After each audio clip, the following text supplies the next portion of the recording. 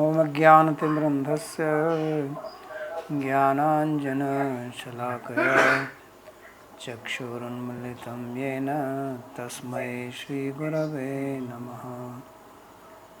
वन्देऽहं श्रीगुरोः श्रीयुतपदकमलं श्रीगुरून् वैष्णवांश्च श्रीरूपं साग्रजातं सहगण रघुनाथान्वितं तं सजीवं साद्वतं सावधूतं परिजनसहितं श्रीकृष्णचैतन्यदेवं श्रीराधाकृष्णपादान् सहगण ललिता श्रीविशाखान्वितांश्च। हे कृष्णा करुणा सिंधो दीनबंधो जगत्पते गोपेश गोपिका कांत राधा कांत नमोस्तुते।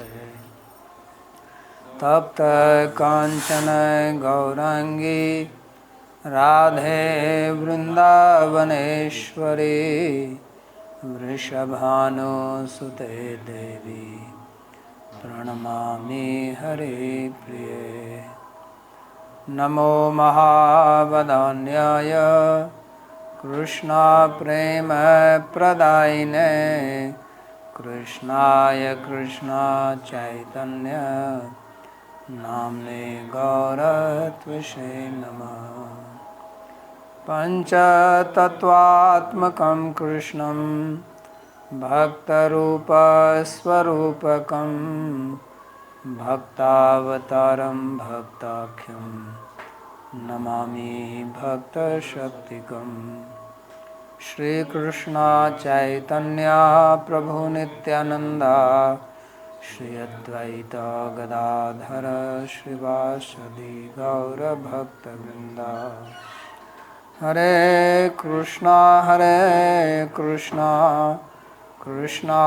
कृष्णा हरे हरे हरे राम राम राम हरे हरे। जन्माद्यस्य यतोऽन्वयादितरतश्चार्थे सुभिज्ञस्वराट् तेने ब्रह्म हृदय आदि कवये मुह्यन्ति यत् सूरयः। तेजो वारिमृदां यथा विनिमयो यत्र त्रिसर्गो मृषा धाम्ना स्वेन सदा निरस्तकुहकं सत्यं परं धीमहि। नारायणं नमस्कृत्य नरं चैव नरोत्तमं देवीं सरस्वतीं व्यासं ततो जयमुदीरयेत्। स्वस्ति अस्तु विश्वस्य खलः प्रसीदतां ध्यायन्तु भूतानि शिवं मिथो धिया। मनश्च भद्रं भजतादधोक्षजे आवेश्यतां no मतिरप्यहेतुकी। Reading from Srimad Bhagavatam, Canto 10, Chapter 16, verse number 58. So this is Kaliya speaking to Sri Krishna, praying to him for his grace, and he said that it is just his nature to be wicked, to be angry, to be hateful. He is born like that, and it is difficult to change nature, Svabhava Duratikrama. And says that this nature is given by him, so what can he do? So that's the theme. That's what he is speaking again. Vayam cha tatra bhagwan sarpa jatyo urumanyavaha katham tyajamastvan mayam dustajam mohita swayam.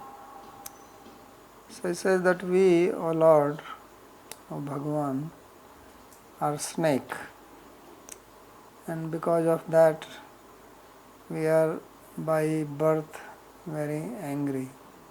Jatya Urumanya. So how is it possible that we can give up this, which is the effect of your Maya? So, Tun Mayam Dustajam. Your Maya is very difficult to transcend. Krishna himself says, Devi yasa gunmayi mama Maya duratya.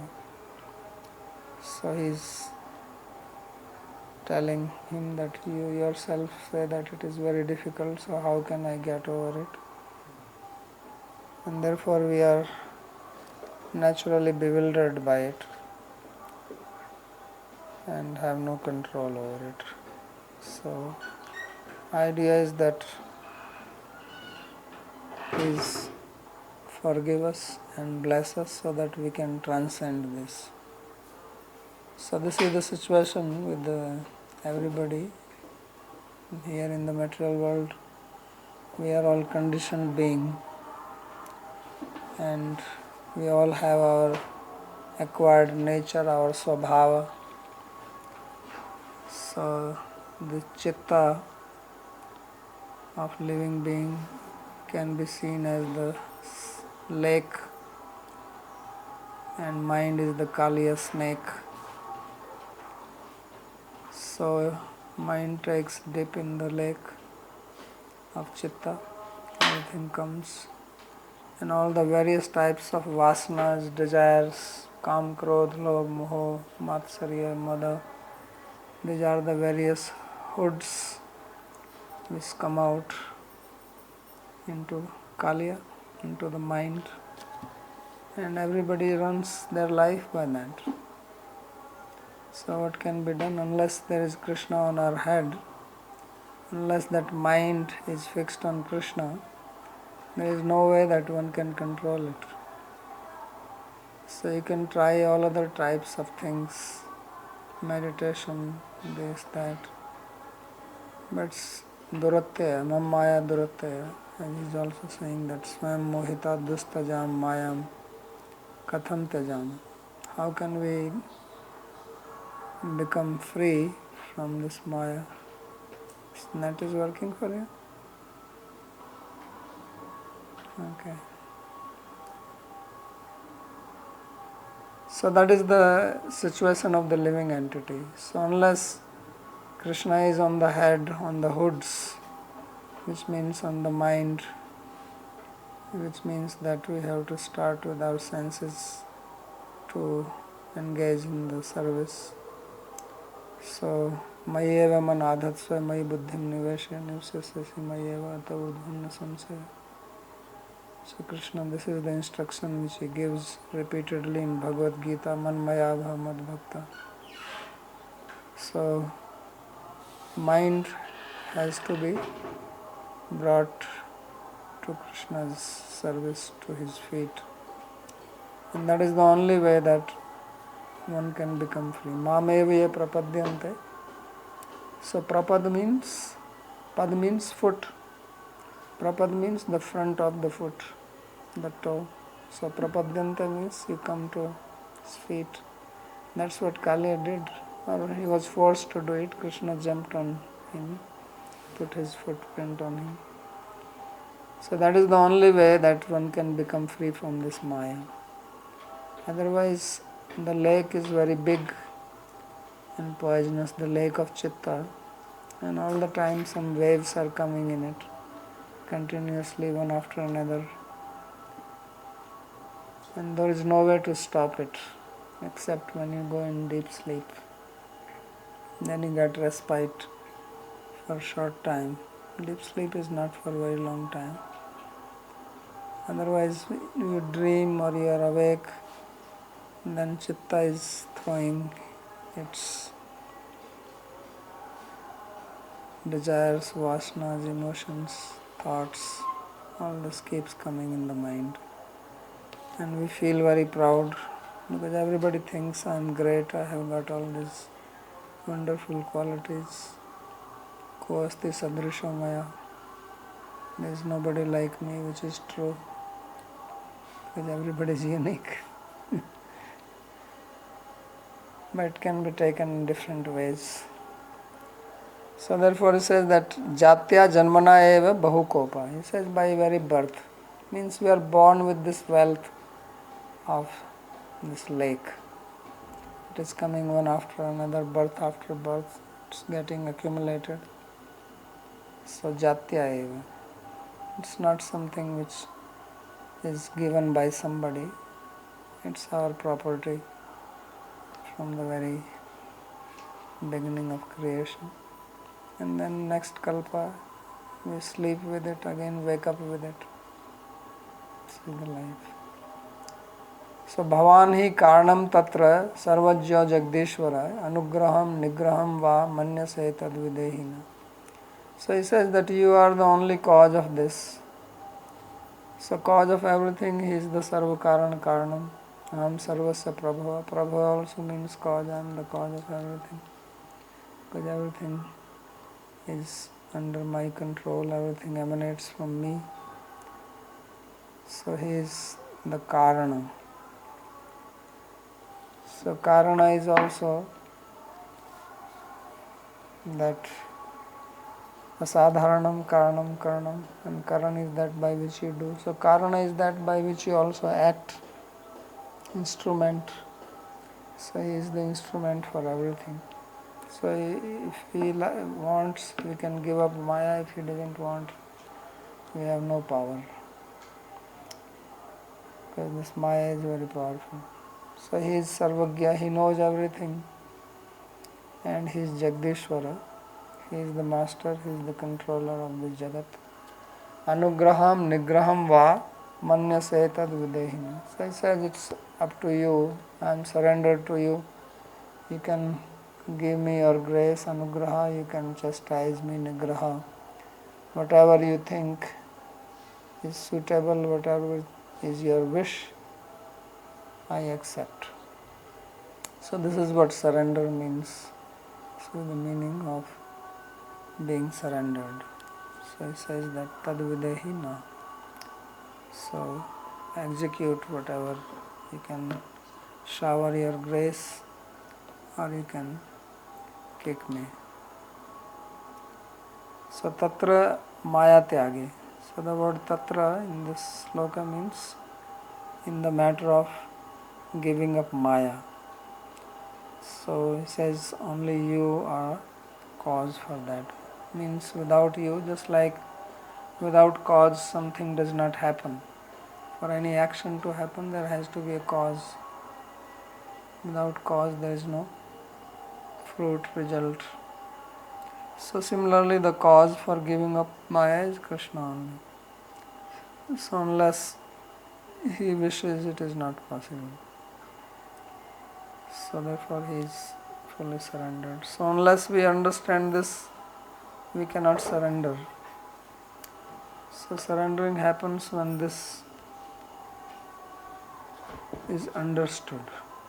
When a person understands this fact, then only one surrenders. As long as one thinks that I am capable of doing something, I can achieve something by myself, then why shall I surrender to somebody? Why shall I renounce my freedom and come under the control of someone when actually I don't need it? So this has to be realized for surrender. Then it naturally happens.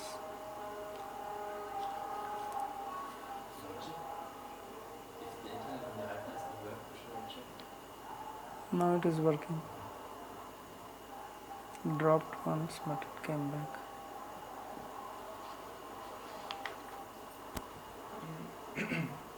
Here, Bhagavan is described as Sarvagya, and specifically in the matter of the jiva's entanglement in Maya. And I'm just noticing in the, I don't mean to go off track, but in the Brihad Vaishnav Toshani and the Vaishnav Toshani, this is connected with him being fully aware of the pitiful condition of the jivas within material existence, And then I recall in the studies of Paramatma Sandarbha this section where Jiva Goswami maintains this position that Bhagavan is unaware of the jiva's suffering, and if he were, it would instantaneously be, he would alleviate it automatically if it were to, touch that aspect of compassion in him. And here, there's a direct prayer to him, invoking his compassion and his anugraha, and describing him as all-knowing of the condition that the jivas are suffering in. So I'm wondering how these two views are parallel, or how they It means simultaneously that complement he is each other. capable. I mean, we all agree, and it comes again and again that he is doing Naralila. So when we take that Naralila aspect, his human-like pastime, then obviously he is not omniscient. Then he is performing, otherwise the Leela cannot happen. But meaning here is that if he wants to know, he can know. He has the capacity, he is capable of that. It's like he said here, Jagdishwara. But then he was telling to Brahma himself, why are you calling me Jagdishwara? I am son of Nanda Maharaj. So he has all this within him, and he can invoke it whenever he likes or he wants. Like if he is praying like this, then he can invoke. Otherwise, he remains like any other cowherd boy. And could it be said that this prayer is something like trying to evoke that capacity in him for that awareness? Yeah, that is the purpose. It's like you saw that the way the Nagpatnis were praying, that he has done this and he should chastise him, and then said you can forgive aparadha. That is what in between they say you are the creator, you are this, you are that. So why are they saying they have intention? Means you are capable of doing this also. You can spare his life. So that is the intention. So like when prayers are done, they are done with a particular intention. So what you want, that is like contained in the prayer. Then they directly also say it, but they bring out that particular mood. So now it says, you are Sarvagya, so you know my heart, and you can relieve me from this. And that's why it says Anugraham Nigraham Vamanya Setadvidehi. So since you know what I have done, where I am coming from, you know my story, so I surrender to you. Now it's up to you. You can do what you like. And if I may, yesterday we heard this statement, I think it was verse 51, where they say that an aparad committed once ought to be excused. So it's, the implication being that a repeated aparad is not to be. So I had two questions related to that. One was, is that because the objective in either case is the rectification of the person? And if so, then in saying, may you bestow anugraha or nigraha, are they underlyingly simply expressing their desire to be rectified? Yeah, that is the meaning. That I am under your control now, I am not acting independently. So, if you want to punish me, I am also accepting that. And if you want to relieve me from all my offenses, I accept that. So their wives said it because they wanted that his life should be spared. But he is surrendering, he is showing the mood of surrender.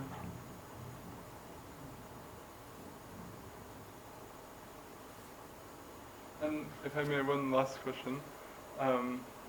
Also in the Brihad Vaishnava Toshani, it's commented that him being here Sarvagya implies that he is also aware of and ultimately the cause of even the aparad committed against himself or against mahats caused by the jivas that are in his maya due to the lack of his interference over that maya. So what is it that would compel him to leave the jiva in that state of neglect where they cannot but, as per the dictate of their swabhav, carry on acting like that in ways that are, Sridhar Swami define them as that which is displeasing to him. Leave the jiva means? Means, earlier in this section, Sridhar Swami defined aparad as doing things that are displeasing to him. And then in this commentary it's saying that him being all-knowing and being the cause of the jivas not giving up maya or giving up maya means that he's ultimately even the cause of the aparad that they commit. So why would he intentionally carry on remaining the cause of them committing activities that are displeasing to himself? Yeah, this is interesting question. This is, you have to understand this conditioning of jiva, because it's not exactly the way it is stated. When you say that he is the cause, he is also not the cause, and I spoke it earlier that he is the ultimate cause, but not the immediate cause. So that's why this whole question of free will, which is very common these days, whether there is a free will or not free will. So when we analyze it from the ultimate cause point of view, there is no free will. That is the meaning, that it is he who is making do. So one has to come to this level when one surrenders. This is this is what instigates or inspires surrender. Means he is the ultimate cause and everything is him, so I just surrender to him. Because that's what surrender means. What does surrender means? That all this time I was thinking that I am doing something and I am getting the result of that. Now you are everything and I don't do anything. Surrender actually means that only. Surrender, which is the basis, it actually means that I don't do anything. I just belong to you. You do whatever you want me to do. Jiva Goswami gives the example like a cow which has been sold by one farmer to another farmer. So when it goes to the other farmer, this cow is now dependent on that farmer. If he feeds that cow, she will eat. If he does not feed, she just stands there. She does nothing. It's totally dependent. So that is what surrender means. So when he says anugraham nigraham vamanya saitad videhina, that's what he is implying that. So now this idea that means then why we do offense and all this, because this is where the tricky part comes, that it is all in the mind actually.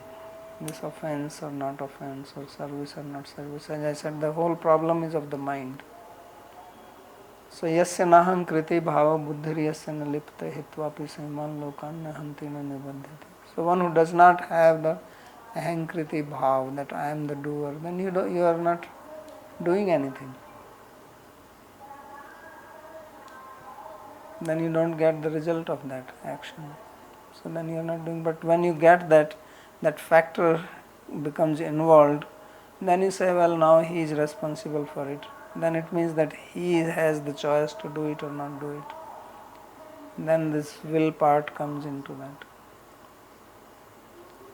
But even in that state, the ultimate control is still in his hand. So within that control, he has given you to be what you are. Just like this surrender, he is saying this also, he is saying it, he has to say it. Actually everything is surrender to him only. If he is the cause of everything, if he is Jagdishwara, as he is saying, if he is controlling everything, then where is the question that I surrender to? I am already surrendered because I am not independent. You are the Ishvara and I am the Ishita.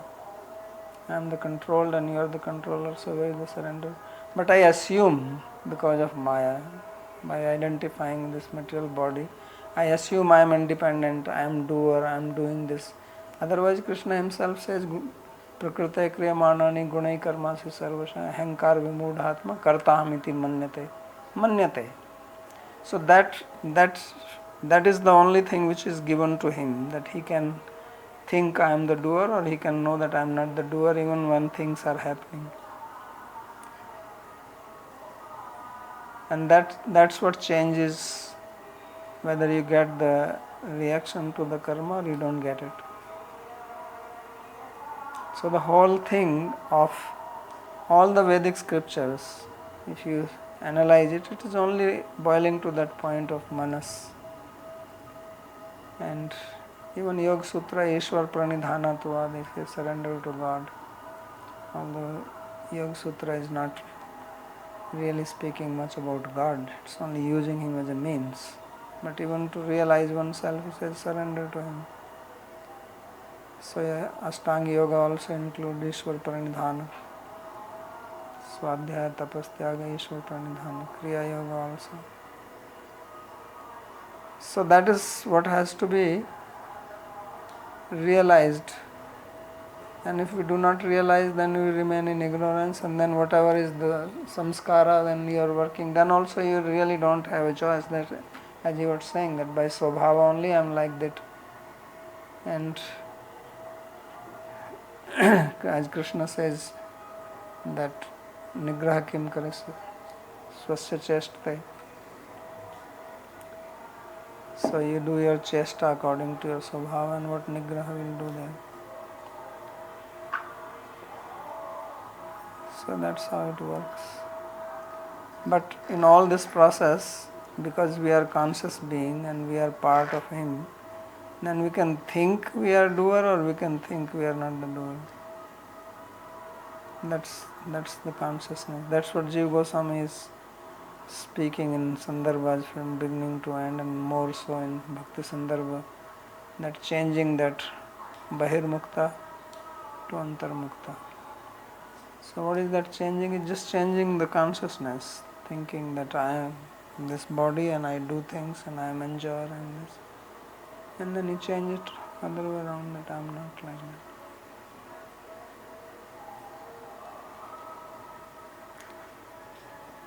So it's a little difficult to grasp it, because it's not like this to say that there is no free will or there is free will. It has to be seen from both sides, because both are there. There is no free will and there is also some will is there.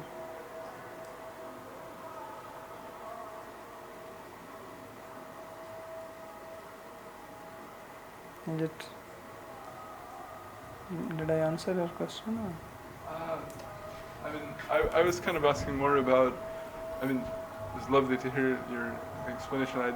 My question was more about Bhagavan's own psychology within this dynamic. So the Bhagavan's own psychology is that this is how he plays. This is his play. Because if he does not have this, then there will be none of this. So just like you eat food and you have different rasas, so then this one rasa will be missing completely. Now it sounds like that if he is a sadist, when you think it that way, that he is making the jiva suffer just because he wants to relish this. Right? This is the next question which comes. That means at the expense of the suffering of the jiva, he wants to be known as Kripa Sindhu.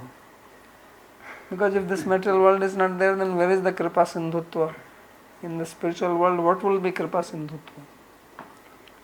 Because everybody is surrendered to him, everybody is following, everybody loves him. So what would you call as that? He is the ocean of mercy, he is Karunalaya and Karunamaya, all these things. So this is what brings out his godhood. Otherwise in his Narlila, where will be the godhood then? If you see, what is the difference between Goloka and Vrindavan here on earth? Is this part that all these asuras come here and he does this. There they only have a memory of it. But actual thing happens here. There is no asura killing there. So imagine that now this part was not there, then there will be no asura story there at all. So then just a regular thing. He goes to Vrindavan, he drinks with the cows, he comes back and he has just play. So then there is no talk that he killed Putana, he did this, he did that. All this will be completely missing. So what's coming to my mind as I'm hearing your answer is then, could we say that although aparad is defined as something that's displeasing to him, perhaps we can go out on the limb and say only in a qualified sense, and that Yeah, because if we say that he is not even aware of things what are happening, where is it pleasing or displeasing, it is for us to understand. Because the really thing is, the word is aparadha. So radha sadha siddha means to attain perfection. That's what dhatu radha means. Sadha, from which the word sadhana comes, is also same. Aradhana. So aparadha means that which is against worship, which is against your perfection.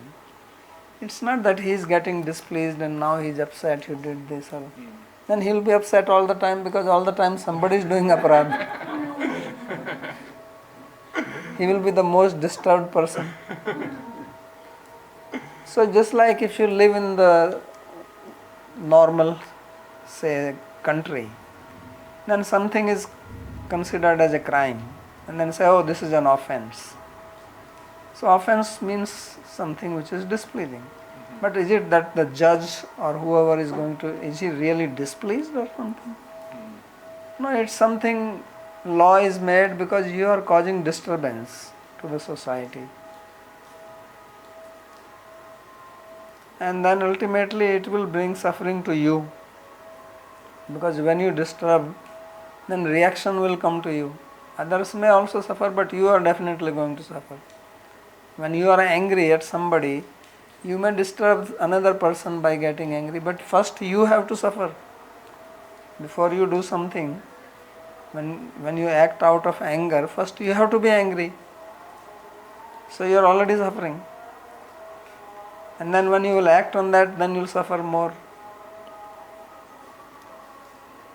So therefore it is aparad, it stops your aradhana, your worship. But then you say, well, it is displeasing. Obviously it is displeasing because you are not, it's displeasing in the sense that you are not doing what you are supposed to do. In that sense. But in the context of the whole of Bhagavan's Shristi Lila or Nara Lila, then it's ultimately even an instrument within his pleasure. Yeah, because he is not displeased by anything. What can displease him? He is Anandamaya. He is Sachidananda Vigraha. How is my activity going to displease him? How is that I have become so powerful that I can displease him? So therefore even this he is enjoying this.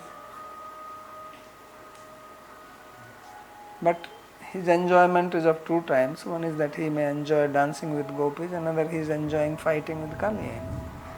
In both cases enjoyment, but from one perspective it will be seen that he is upset with Kaliya and Kaliya is a nonsense, and it is seen like that. From his perspective there is nothing like that. Just another way of, same as like you enjoy a sweet and you also enjoy some salty stuff, enjoy some pungent taste. So this is one taste, but this is not popularly considered as something great. Sweet is considered as wonderful. So in that sense. But one who is relishing, he may be saying, That's how this is really hard, but he's relishing it. Right? In India, people take a chili and eat it in food. The mouth is burning, but it's also a pleasure, another type of pleasure. So, Vishwanath Chakravarti Thakur gives, he is a real Rasika. He gives this example that when there is a conjugal relationship, loving relationship between wife and husband, then they may bite each other. So that's also pleasure. So this is what is biting can be pleasure. So they may make, that's why in Ras Shastra all these slokas come. That there were marks of nails on Radha's body and all this. Why are they there? So it means it's some kind of fight went or what. So this is also explaining that this is also a type of rasa. This is enjoyment.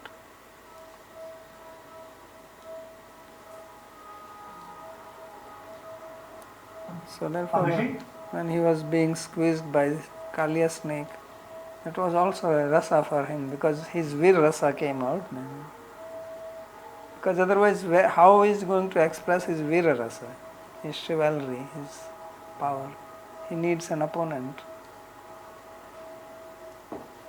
So this will not happen if you have all your Aishwarya Bhav and everybody is like God to you. They are not going to stand against you. But coward boys, they also challenge him, they fight. So they enjoy that. But if you see Ram Leela, pastimes of Lord Ram, there is nothing like that. It's not possible because he is a prince. So who is going to challenge him? Not even his brothers, because they are younger to him, so they respect him.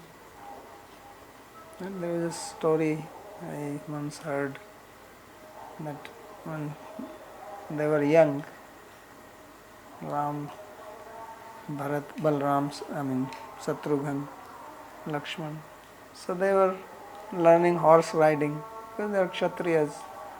So then they said, let's have competition. So they were all on horses and they stood in the line and their teacher was there and he said, okay, when I say 1, 2, 3, then you run. You have to go to that tree, touch and come back. So then he said 1, 2, 3. So then nobody moved. Everybody is standing still. So he said, what happened? So why they did not move? Because the younger brothers are thinking that we want Ram to win because he is our elder brother. So let him go first. So if we delay, then obviously we will not win. And Ram is thinking they are my brothers, they should win. So he also did not move. So they are all standing there. Now imagine Krishna being there. What is he going to do? He will kick the other guy first and then run. That's what he will do. So there is the Aishwarya Bhav and this is the Madhurya Bhav. So this is his play.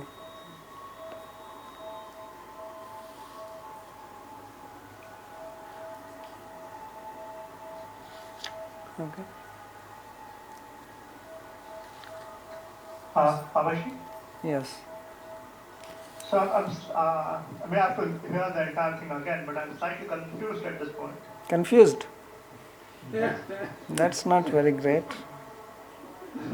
So I was thinking that since everything, I just mentioned that the Kaliya, for example, the fact that he was Kaliya, and Krishna enjoyed a Viras. Now, would it be a stretch to think that since this is the case, is this the case for everyone in the material world? For example, then whatever I'm doing, if I'm enjoying, or if I'm doing sinful activities, or if I'm doing pious activities, or whatever activities I'm doing, they're all ultimately under the control of Paramatma, and somehow it's indirectly somehow helping Krishna, just like Kaliya, the poisons did. So somehow it's always service, no matter what anybody is doing. If one has a consciousness, Except, always. Yeah, this is all right and there is no problem. But the only one problem is that when you will get some stressful situation, then you should not go in stress. Okay, right. That is also clear. That's also then you go in stress, then you forget Krishna. Only when you do something wrong, then Krishna is cause of it. Right? But other times you are the doer. Yes. So that's fine if you be like Kaliya, if he says Anugrah Nigram Va, Okay. right? He says But Mams but but yet, Videhi Tanna. I guess the question is it in Bhakti Rasamrita there are specific activities called as Bhakti and other activities are not Bhakti? Because For this type of example, surrender you will not do, so okay. therefore you start with some sadhana. Okay. This is difficult because you will do it halfway, which we talk Uh, 50-50, right? So that does not work. okay. You can become fully surrendered like Kaliya, then it is fine. But you will not do that. So you'll some phone call comes from office or from your dad, then you are immediately in anxiety. Then you are not going to say, no, my Krishna is cause of everything. That's true. Right? Then all this will Yes. go Yes. in the dustbin. And this surrender is not the highest bhakti, that is another thing. This is actually the platform on which bhakti stands. So then when you have love, then you can't just remain dependent. Then you want to do something proactive. It's like now we are proactive for ourselves materially. Then you want to be proactive for him. So then more and more rasa comes. This is just a beginning point that you come to this state. This is itself very difficult. That's why Krishna says to Arjuna, Asocyananu sochastam pragyamadhastamasi. He says, you are speaking big Pandit word, and why are you in distress? Why is this grief? So there should be no grief if you come to this level. Because why should there be grief? Good or bad, it's all, if he is doing, if he is Jagdishwara and he is the Karana, then I accept everything. Surrender means accepting everything. Not choosing that this I accept, this I don't accept. Why Krishna is doing this to me? Like people say something wrong happens. I am a devotee, I am chanting, they say if you chant all problems solve. Why this is happening to me? Right? So they already think that Krishna is my servant now because I am chanting. So he should look after me. Right? So Maharaj always used to say people come to Vrindavan because they hear so many things that Radharani will bring milk for you if you come to Vrindavan. So he says all the lazy people come here don't want to do anything and now Radha has to become their servant. Then they will do bhakti. So what bhakti will they do? You are first engaging Krishna in your service, Radha in your service, then you think, now I can do something for you. First you surrender to me, then I will surrender. If you don't surrender to me, why shall I surrender to you? Right? It's an equal game. It's a two-way traffic. So I want to see your surrender first. Give me milk. I'm not doing anything. If you don't bring me milk, then why shall I care for you? Then I go home.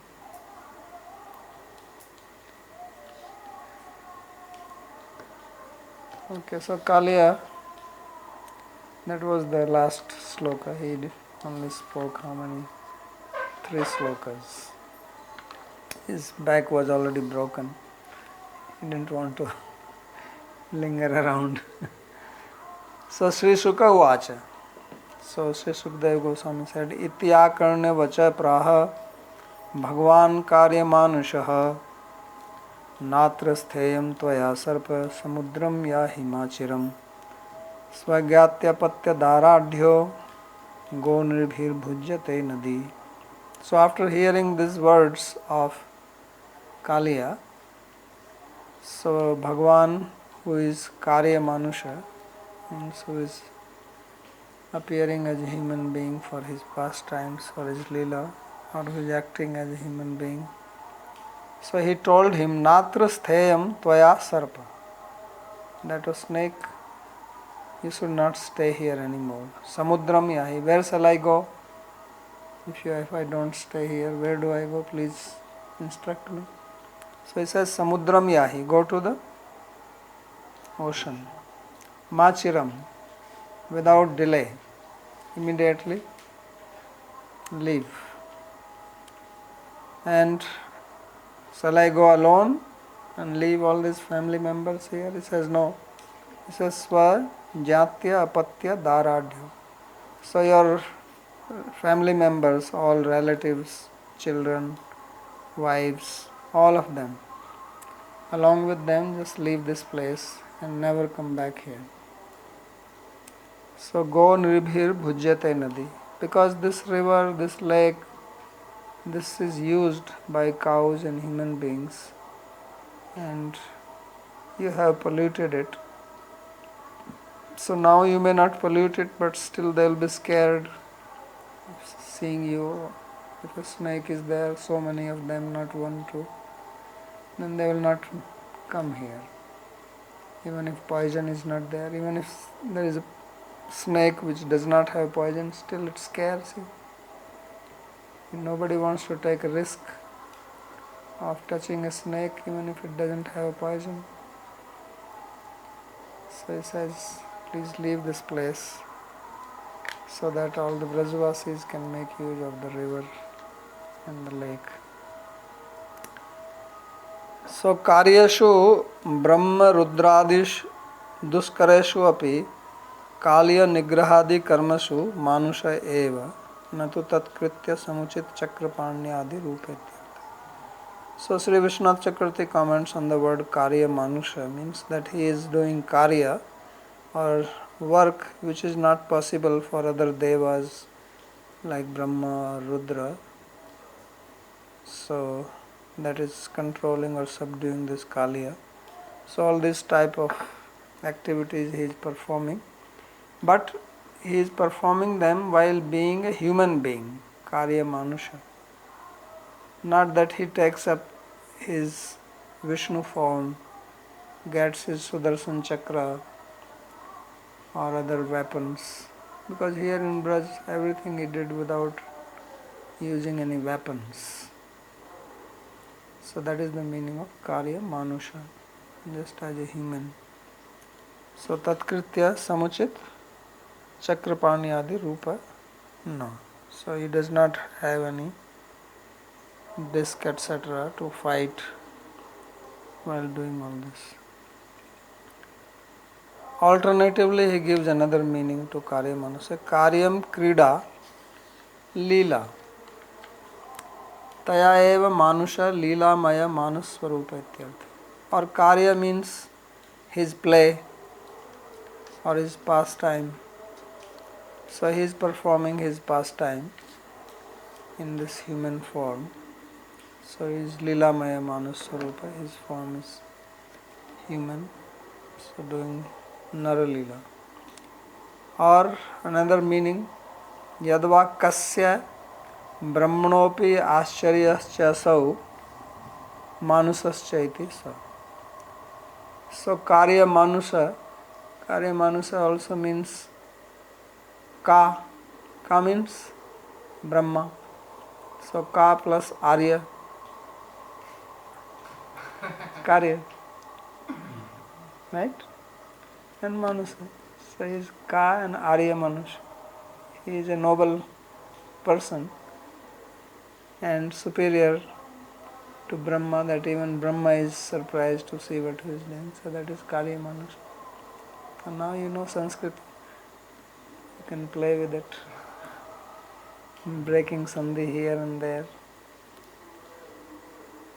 But I have one question. So after the Karya Manusha, that Bhagavan. Hold on, give you the mic. But I think that my voice Hold is on. sufficient. No. Give me the mic so we No, can the record it. people are listening. They want.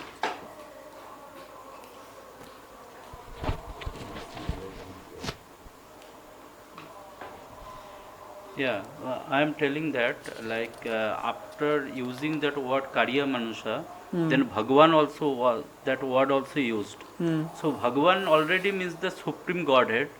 So that third explanation of the Karya Manusha you already give, that Ka means Brahma and Arya means that supreme Godhead or supreme personality. So why Vyasdev is going to use the same word for twice? Bhagavan means already he is mentioning na What? that supreme Godhead. Yeah. So Kariya Manus means against that supreme Godhead. No. That doesn't That mean. last explanations which you get. How it means? He says Ka means Brahma, Kasya Brahmanopi Ascharyaschya so Manusascha. Bhagwan is not Manus. Bhagwan is Manus. No. Bhagwan is Bhagwan. Okay. Okay. Yadva Karya, one more meaning. Karyam Manusyasya Iva Yasya Sa. Or who is performing activities like human beings. Karya Manusya. So different, he gives four meanings to Karya Manusya. Yato gobhir niribhischa nadi bhujyate tat pravahagata ghasa patra phala jalanam bhoga auchityat. So why he wants to send him away? He says because the water of river or also of the lake is used by cows and human beings, and not only water but also on the bank of the river there is grass, there are trees, so they are all used by them. But now when you are there, nothing was growing. Right? It was said that because of his poison, all the trees, even the birds will drop dead flying over it. So you please leave so that it can be utilized by people and by animals, by the cows. So go to the ocean. So now Sukadeva Goswami gives a blessing in the next sloka. He says, Yae tat sansmaren martya tubhyam madanusasanam kirtiyan ubhayo sandhyor nayusmad bhayam apnuyat. So Sukadeva is actually blessing given by Krishna. Sukadeva Goswami is repeating that. So Krishna says that one who is going to remember this pastime, this activity of mine subduing you. So tubhyam madanusasanam, my subjugation of you, any mortal being who will remember this, kirtan ubhyo sandhyo, who will recite it at two twilights, morning and evening. So yushmad bhayam, na yushmad bhayam apnuyat, then he will have no fear from you, means fear from snakes. So this is the snake mantra, snake protection mantra. So tava matpada sparshe mamacha tvad dandaha iti avayoh kirtir achandra arka sthashyati ityahaya. So he says that as if Krishna is saying that your head is touched by my feet and also I have punished you. So he says that this fame of ours, I danced, or I also danced on your head, so you have also become famous by that. He says this fame will remain here in this world as long as there is sun and moon. So you have become immortal by your fame. Yaiti. Na yusmatto bhayam apnuyad, and one who will remember this will not have fear from you. Iti tena padyadvayamidam sarpauchatane mantre eva jayam. So Vishwanath Chakravarti is commenting that by this it is understood that these two slokas, this and the previous one, they are called mantra uchchatana, sarpa uchchatana mantra. That they are mantra to dispel snakes. So one can recite them and become free from the fear of snakes. It's also common. Snake gives a lot of fear. So tathacha Rigvedasya mantrantaram. So there is also a mantra of Rig Veda, similarly it seems to be found, does not give the reference. It will be interesting to search the exact reference of it. Yamuna hridehi soyato yo narayana vahana yadi kalika dantasya yadi kakalikad bhayam janma bhumi paritrato nirvishoyati kalikaha. So mantra is describing that how in the lake of Yamuna there is this Kaliya snake who is called here as Narayana Vahana because he also became a carrier of Krishna because Krishna was riding on him. So yadi kalikadhantasya yadi ka kalikadbhayam. So if one has fear from him for his bite, then janma bhumi paritrato nirvishoyati kalika. So kalika becomes nirvisa. If he bites, he will become free from that. He will be protected by this mantra. There is one similar mantra found in Mahabharata about Jaratkaru. Jaratkaru was a boy who protected the snakes from the Sarpayagya of Janmeja. Janmeja had done a yagya to burn all the snakes because his father was killed by a snake. So he was angry and he did a yagya. So there is a place in Madhya Pradesh called Nagda. It's actually Nagdaha. Means Nagas were burnt there. So the mantras were being chanted and all the snakes were coming and entering into the fire, getting burnt. But Takshaka did not come. Takshaka went and he was hiding with Indra because Indra is friend of Takshaka. So finally Janmeja asked the Brahmanas that why Takshaka is not coming, so many other snakes are coming, where is Takshaka? So they said, well, Takshaka is with Indra. He said, chant the mantra to get Takshaka. So then Takshaka, he circled around Indra's throne. He was holding on to his throne. So he was not coming. So he says, well, he is holding on to Indra's throne. He says, get Indra also. So the Brahmanas were very powerful. They chanted the mantra.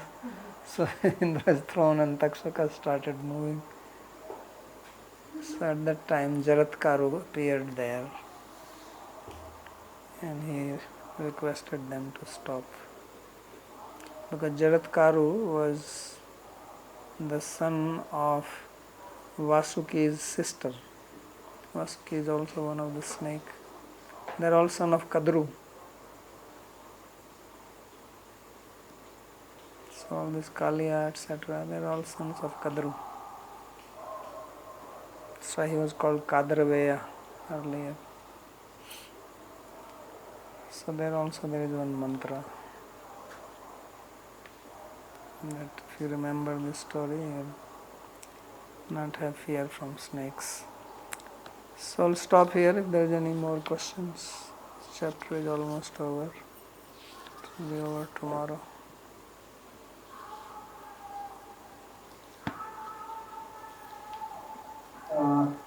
Babaji Maharaj. So can I ask one question based on today's discussion?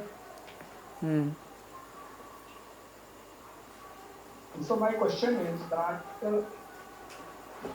like you told about surrender and complete surrender, and also we see examples that one has to also put whatever the best effort one can put from one side, like the Leela of Draupadi, Chidharan. So she did all her, whatever the best she could do, then finally she put her hands up. And likewise, this Gajendra Leela also. So first he was trying his level best to protect himself, and then finally he uh, like called out to Krishna. So my question is, how do we decide till what time we have to do, and like what everything is controlled by him, that is true, and leave things onto him, like Okay, give me one example. whatever is happening. Just give me one example. In So your own personal life, what you want? Forget about Draupadi and all. What is your problem? You tell me that. Where is you have problem in deciding? So problem I have in deciding that I am many times impelled to do things, like even if I don't want to do some non-devotional things. So then I can also say ki it is all Krishna's this thing which is happening, Krishna's will, and but then again you gave an example that this is path. Yeah, because I said I'm not you are not understanding. This is what I am saying, that this is the human mind to rationalize their own defects. If you are actually surrendering, then why are you what will be your problem? I said, if you completely surrender like this, then it is not devotional, non-devotional. All this division does not exist. But when we have not surrendered, then we are making all these things, these divisions. This is good, this is bad. I should not do this, I should do that. So that kind of surrender, as I said earlier, it is not easy as you are thinking. And you are only saying that I have this difficulty in deciding, and where we have to make the choice or not choice. So that is one thing. Second thing is that we are not just following this process of just surrendering completely and not doing anything. That's not our path. I already said that surrender is just the basic thing. But we also are proactive, so we make decisions that okay, this is not what should be done, and this should be done. In case of Kalia, he said, you just tell me what is to be done, I do that, otherwise he is not going to do anything. So in case of Draupadi also, if you talk about surrender, if she is surrendered, then let it, if they want to pull my sari, let them put sari, That's why I said it's not easy to have that surrender. So she wants to act also, she wants to surrender also. Same with Gajendra, if he is fully surrendered, then let the damn thing eat him. One day you have to die anyway. Why you have to trouble God to come down to protect you? That's exactly what I am saying. It's not easy. Then I am surrendered. This is my life. Okay, this guy, that either you be surrendered like this, but if you are struggling and all that, then struggle. Then don't call Bhagwan for your help, If you are surrendered to him and you are proactive, then there is no need to pray to him. Now you help me this. Like people say, please can you pray for my health? Why? Why your health is so great that I have to pray for it?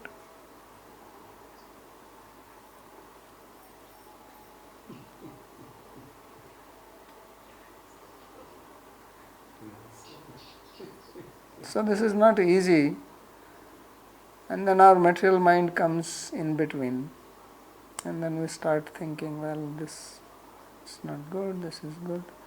So two things are there. One is that you talk only of surrender and nothing more than that. This will come in Bhakti Sandarbha. I keep on saying Bhakti is not as simple as people think. It's very difficult to understand. Surrender itself is difficult to understand. Bhakti is much more than surrender. That's why Jiva Goswami will talk about Dasya and Sakhya and Vatsalya and then Madhurya. Everybody is talking about Madhurya only. First start with surrender. That is the Charam Sima of that surrender. Charam Sima of Dasya actually. Ultimate limit.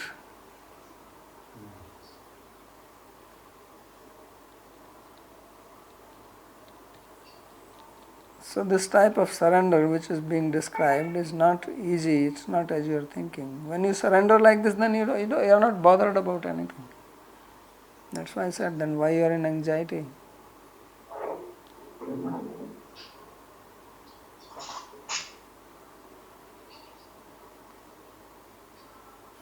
So, what is the solution from your side, Babaji? Solution is just follow what I am telling you. Okay. Okay.